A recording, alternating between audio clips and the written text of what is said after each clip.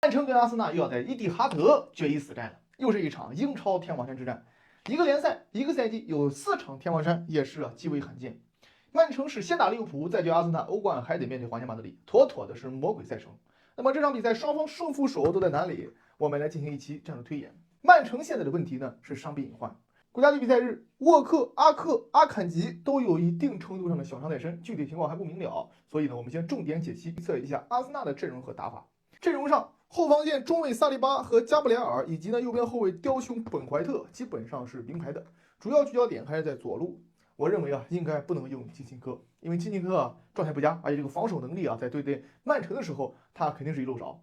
所以假设廷贝尔能回来他的状态好的情况下，那么他在这个位置上是最稳妥的。但是现在这个 A 方案并不存在，我建议使用基维奥尔。中场呢是阿森纳和曼城对决的重点。如何增加更多的人数优势，保证中场不崩盘，是所有球队面对曼城最重要的布置。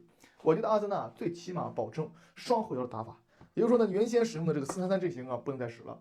这场比赛单后腰是立不住的，必须用4-2-3-1取代它。那么在这种阵型的前提之下，状态好的帕蒂搭上赖斯，这是最好的搭配。假设帕蒂状态不好，那么呢，若日尼奥是一个选择，但我觉得上他很有可能是一个变数。前场马里内利和萨卡肯定是板上钉钉。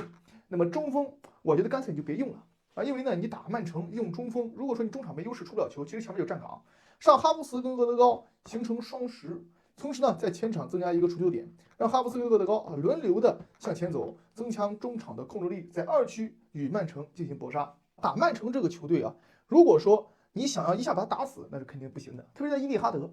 最好还是以争1分作为自己球队的目标，这样的话或许是有奇迹存在的。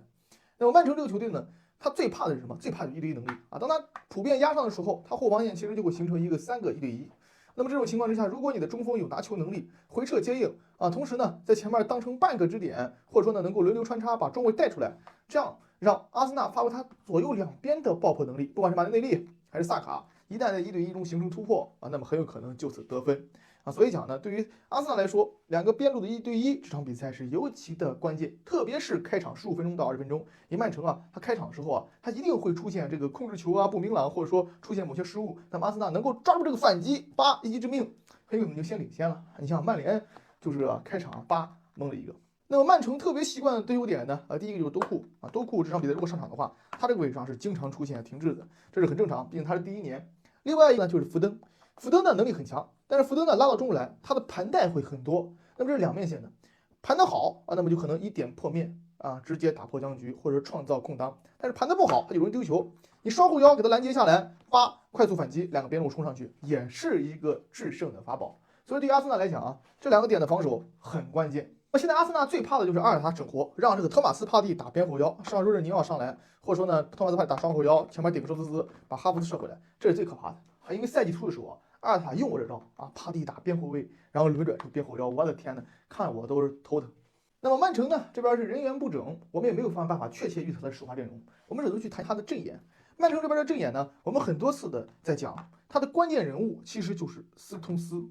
为什么说是斯通斯呢？因为整个全世界只有斯通斯一个人可以打到中后腰这个位置。曼城这个赛季感觉他的这个统治力下滑就是因为斯通斯的反复受伤。没有他的情况下，你3-2-4-1就不成立，因为你没有一个人可以在中卫和后腰之间去轮转。那么你硬踢效果不好不如你干脆撤回4后卫体系。但是曼城4后卫又没有正儿八经的进攻型边后腰。坎塞洛走了之后呢，你没有买人替代他，导致4后卫也踢得不伦不类。格瓦迪尔在这个位置上非常的挣扎打4后卫，因为他本身并不是一个进攻型边后卫嘛，你让他去踢，他肯定很难。那么前场德布劳内的受伤导致曼城这个划等于号的人没有了。那么格拉利什上去呢，让曼城的控制力再次缺少了这么一个环节。那这场比赛斯通斯能不能打，这是很关键。他如果上不了，是不是可以该打4后卫？如果该打4后卫的话，里克雷克斯能不能勉强用？我觉得可以考虑一下。另外呢，曼城我觉得福登还是要去中路，碧玺可以去边路。虽然我们跟他讲，福登在中路有可能会出现丢球的这个可能性，但是呢，曼城这场比赛是要抢3分的。福登如果拉进来，他的突破一定程度上可以解决德布劳内受伤下滑以后所丧失的推进和冲击能力。福登轮流的翻的去冲击，把德布劳内的空档给他拉大一些，德布劳内可以在右边路的侧翼不停的去游动，这样的话你前场相当于有一个双10，不停的有4次空当，同时呢哈堡在这个位置上啊就会得到更多的释放空间。所以讲呢，福登劳到中路来，对于曼城的进攻肯定是有很大好处的。同时呢，碧玺来到右边路啊，碧玺可以作为进攻的发起者，削减左边路多库的出球权，让多库呢去完成倒数第2下最后一传或者最后一过，让碧玺多持球，多打右边，对吧？左边路更多作为一个反击去使用。那么我觉得啊，或许会把风险降到最低。所以呢，这个阵容啊，我觉得曼城啊大概率会有可能考虑。综上所述啊，这场比赛是绝对精彩有趣的，到时我也会进行解说，欢迎大家准时收看。